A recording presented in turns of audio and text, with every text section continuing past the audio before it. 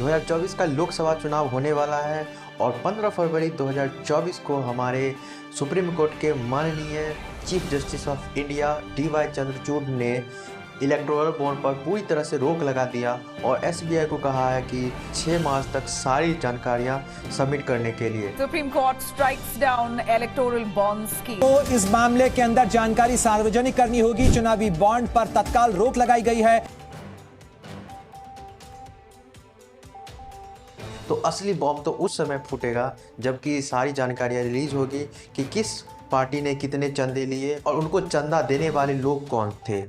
एक minute, electoral bond क्या होता है? इलेक्टोरल बॉन्ड ना ना ना ना बाद में बताऊंगा, अभी बता दूंगा तो अब चल जाओगे, तो बाद में बताऊंगा।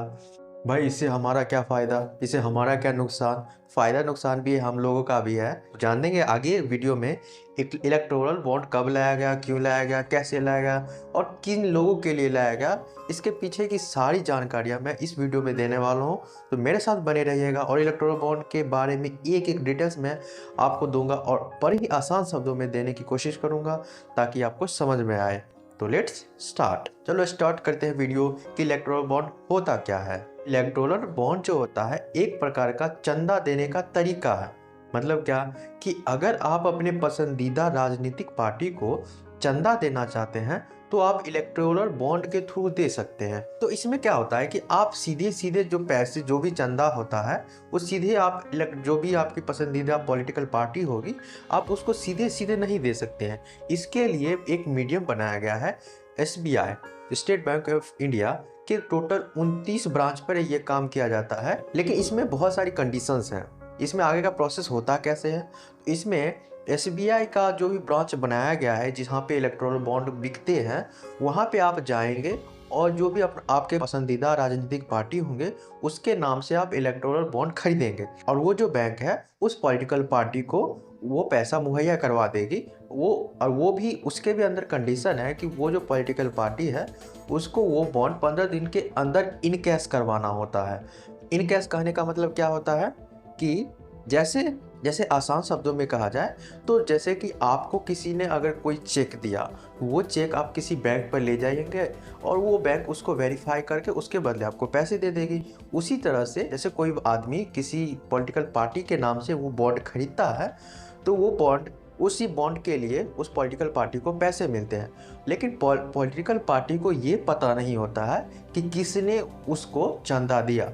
ये जानकारी सिर्फ और सिर्फ SBI के पास रहती है कि उस बॉन्ड को खरीदने वाला कौन था। अब ये जो बॉन्ड होता है वो 1000, 10,000, 1 लाख, 10 लाख, 1 करोड़ तक का हो सकता है और इस पर कोई भी लिमिट नहीं है कि आप किसी पार्टी को कितने बॉन्ड दे सकते हैं। मतलब 1 करोड़ के आप 10 ले लीजिए, 20 ले लीजिए, मतलब लिमिट तय नहीं है और इस पर कोई इंटरेस्ट भी नहीं लगता है, ना ही कोई इनकम टैक्स लगता है। और ये जो बॉन्ड होते हैं साल में 4 बार निकलते हैं। पहला जनवरी में, दूसरा अप्रैल में, तीसरा जुलाई में और चौथा अक्टूबर में।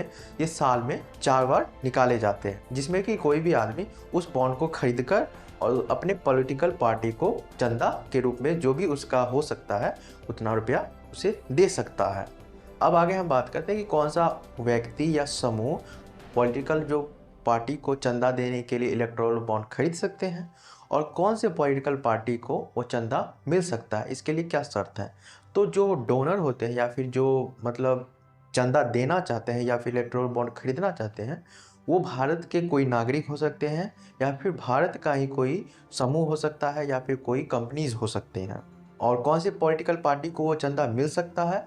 तो कोई सा भी पॉलिटिकल पार्टी जो कि पिछले लोकसभा या विधानसभा में कम से कम 1% वोट प्राप्त किए होते हैं उन्हें यह चंदा मिल सकता है।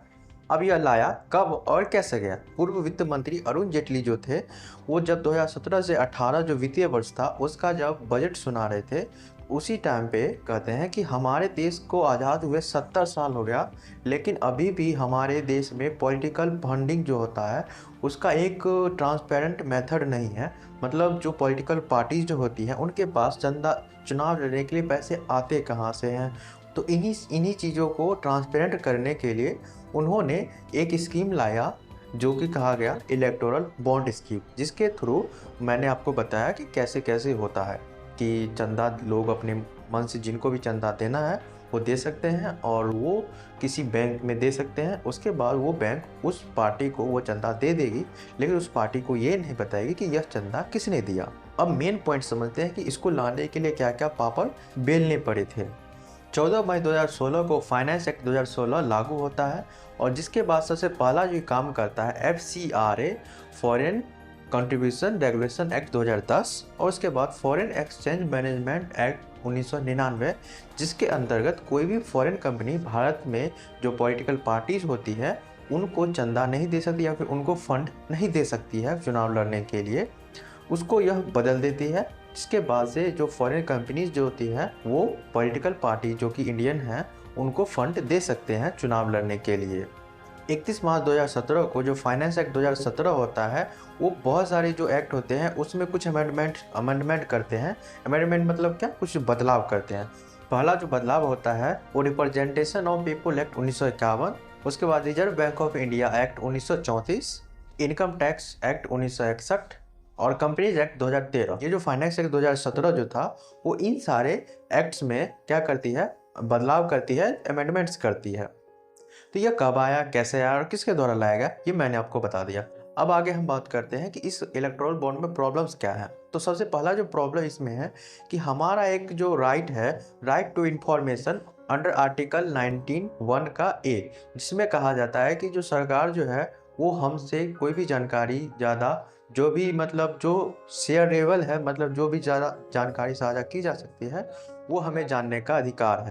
तो उसी तरह से जो पॉलिटिकल पार्टीज़ हैं वो उनको चंदा कहाँ से आ रहा है या फिर फंड कहाँ से आ रहा है चुनाव लड़ने के लिए, ये हमें जानने का पूरा अधिकार है। इलेक्टोरल बॉन्ड जो होता है उसमें क्या नियम था कि जो भी चंदा दिया गया है वो किसके द्वारा दिया गया है ये बताना अनिवार्य नहीं था, मतलब यह गुप्त रखा जाता था, जो कि हमारा जो राइट टू इन्फॉर्मेशन है उसका वायलेशन होता है।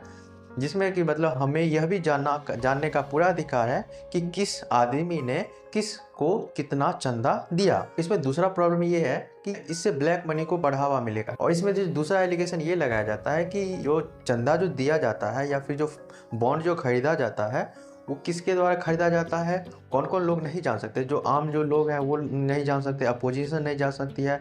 वो जानकारी जो रहता है केवल SBI के पास होती है और SBI किसका है, सरकार का। और सरकार किसकी रहेगी, रूलिंग पार्टी की। तो रूलिंग पार्टी तो आसानी से जान जाएगी कि किस पार्टी ने कितना चंदा दिया। इसका जो अगला जो नुकसान ये हो सकता है कि जो कॉरपोरेशन हो गए, जो बड़ी बड़ी कंपनीज होगी, पार्टीज को चंदा देगी और जिसके बाद से वो अपना मनचाहे काम करवा सकती है सरकार से। तो ये इसका नुकसान हो सकता है। तो ये सारी प्रॉब्लम्स इसमें है। जिसके बाद सुप्रीम कोर्ट के द्वारा यह जजमेंट सुनाया जाता है कि यह जो है राइट टू इन्फॉर्मेशन का जो हमारा जो एक राइट है उसको ये वायलेट करता है, जिसके कारण यह असंवैधानिक है। और इसी के चलते सरकार ने SBI को 6 माह तक का समय दिया है, जिसमें जितना भी अभी तक का जो चंदा दिया गया है, जिन लोगों के द्वारा और किन पार्टीज़ को भी चंदा गया है, ये सारी जानकारी पब्लिक करने के लिए कहा है। तो आई होप इलेक्टोरल बॉन्ड के ऊपर ये जो वीडियो है वो मैंने आपको पूरे अच्छे से क्लियर किया कि इलेक्टोरल बॉन्ड होता क्या है, इसे काम कैसे करता है। तो अगर आपको यह वीडियो समझ में आया और अच्छा लगा तो लाइक शेयर सब्सक्राइब जरूर कीजिए। तब तक के लिए आपने जो कीमती वक्त दिया इसके लिए धन्यवाद।